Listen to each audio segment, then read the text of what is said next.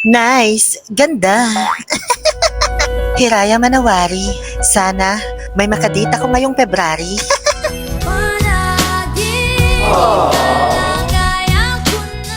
Di ba? May machichismis ka na naman.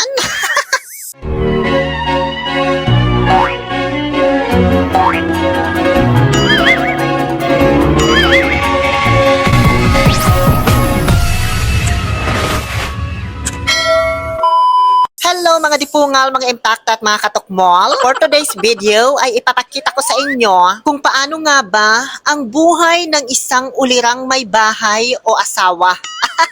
Charot lang, oy. Wala akong asawa pero parang ganun kasi yung naramdaman ko habang ginagawa ang cooking vlog na ito. Kung kaya't ang magiging titulo ng kwentong inyong matutunghayan ay Ulirang Asawa for a Day. Charot. Asahan nyo na ang mga gagamitin kong background music ngayon ay yung mga rap na pinapatugtog sa mga jeep na papuntang Kogyo kung na-experience mo. Kung hindi, di ka makakarelate. Ganon. Mga comfort song ko yan, no? So, habang dinidefrost ko pa yung frozen na karne ng bakang isang linggo na sa rep, di pa naluluto, ilalabas muna ako para pumunta sa gulayan at bumili ng mga kakailanganin kong sangkap. Hindi kasi ako pumasok ngayong araw, kaya di ako nakabili sa Danob. Diyos ko, di pa tapos ang buwan, pero nakadalawang absent na ako. Totoo yan, ha? Ewan ko ba, ba't ang kapoy-kapoy ko ngayong buwan? Lagi akong walang energy, parang si Moira. Halos maghapon na kaya akong nakahilata kanina. Minotivate ko na nga lang yung sarili ko para bumangon kasi alas 4 na, di pa ako kumakain. Nilipat ko lang yung camera dito sa kusina kasi dito ako magsusuot ng jacket para ibang lokasyon naman, di ba?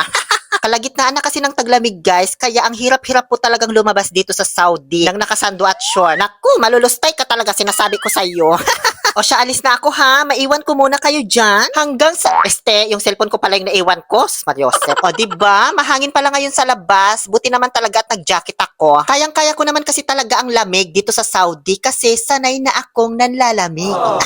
Kaso nga lang, ang kalaban ko dito, yung ihip ng hangin kasi mas lalo kang lalamigin. Kapag banayad lang kasi yung hangin, carry ko naman kahit di na ako mag-jacket. Diyos ko, jowa ko ang nanlalamig. Kinakaya ko Ito pa kaya? At andito na po ako sa Bacala. Bacala po ang tawag dito sa mga maliliit na sari-sari store sa Saudi. Hindi bakla ha, kundi Bacala. Sounds like ganon. Hindi rin Bacala, it's Bacala. Ganon. Kailangan may American accent ka. It's Bacala. Predictable. Predictable pala yun. Alam mo na ngayon, ha? Alam nyo pala guys, hindi ko talaga alam kung anong gagawin kong luto doon sa Baka. Pinag-iisipan ko kung Bicol Express, total taga Bicol naman yung aking may bahay. Charot! O di kaya binagoongan. Kaso parehong hindi ko alam lutuin.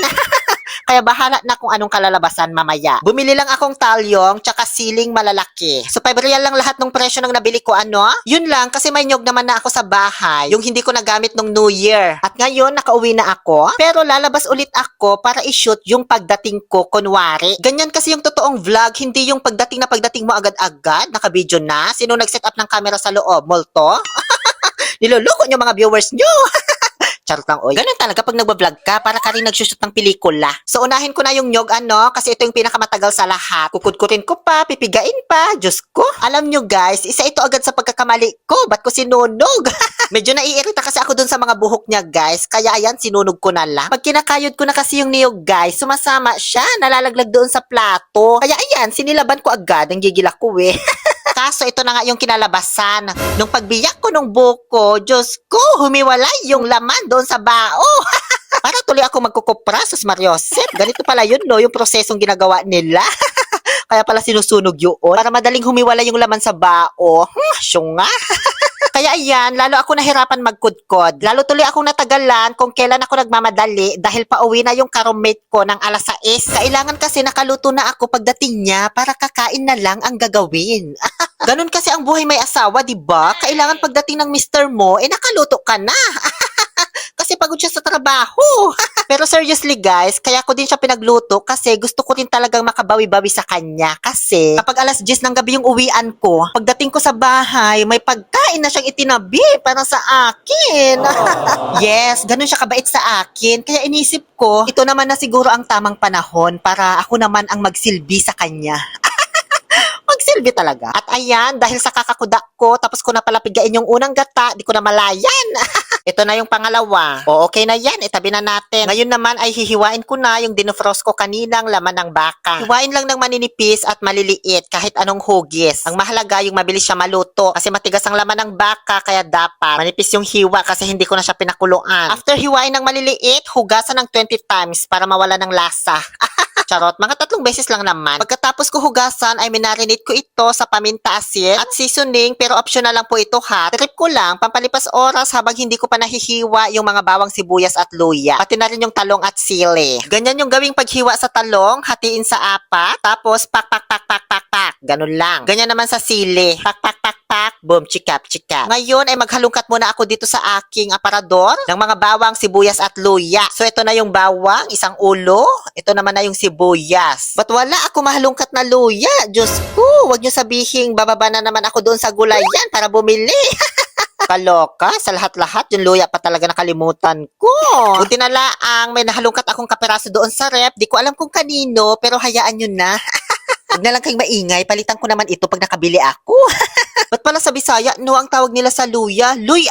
Kailangan pa talagang ihiwala yung letter A? Natanong ko lang naman. O okay na yan, alam nyo naman na siguro maghiwa ng bawang at sibuyas. Ingredients check muna tayo guys. Ang carnivorous ng baccalaureate, shibuyawang ba at luya, sili-sili bang-bang, talyong, lumang sponge at dishwashing liquid. O kailangan yan, alangan di mo hugasan yung pinaglutuan mo, diba? Tapos ay ang ating gata salvaje na may unang piga at pangalawang piga na hindi ko na alam kung alin dyan, nalito na ako.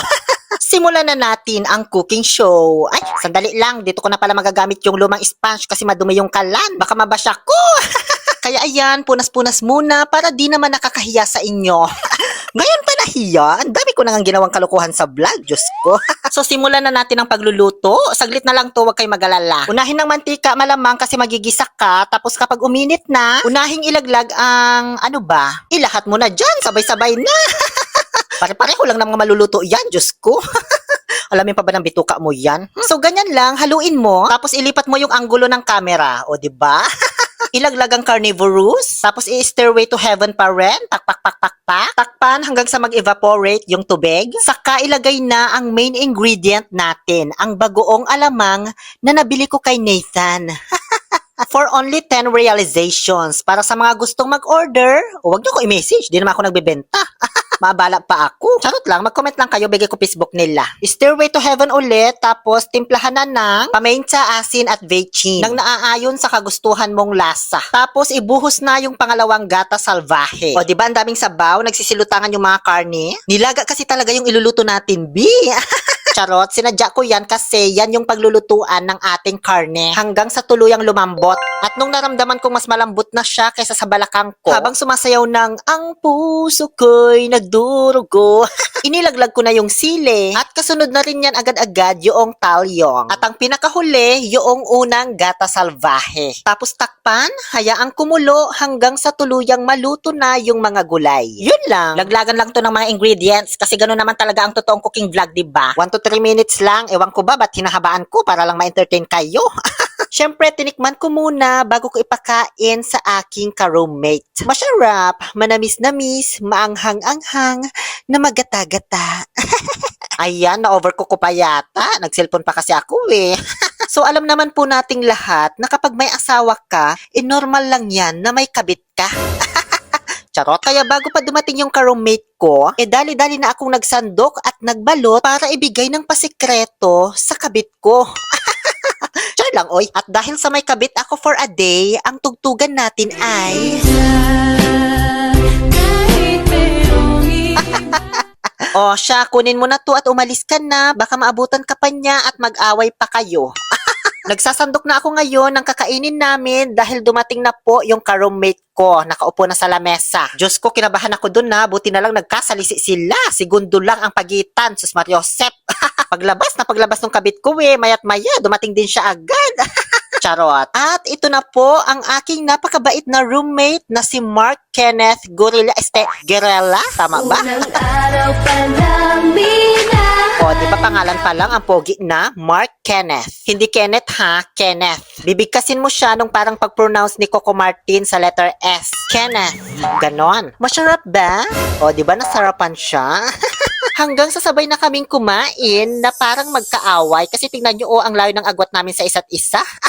Sa totoo lang guys, medyo nagkakahiyaan pa talaga kami nito kasi bago pa lang kami magkakilala, wala pang 2 weeks mula nung nalipat siya dito at nakitira dito sa kwarto ko. Content creator din to guys sa TikTok at saka Facebook kaso tumigil lang. Kino-convince ko siyang bumalik, ewan ko nga lang kung kailan. Baka matagalan pa, pero okay lang yan. Sabi nga nila, di ba? Hindi na baling matagal, ang importante nagbalik.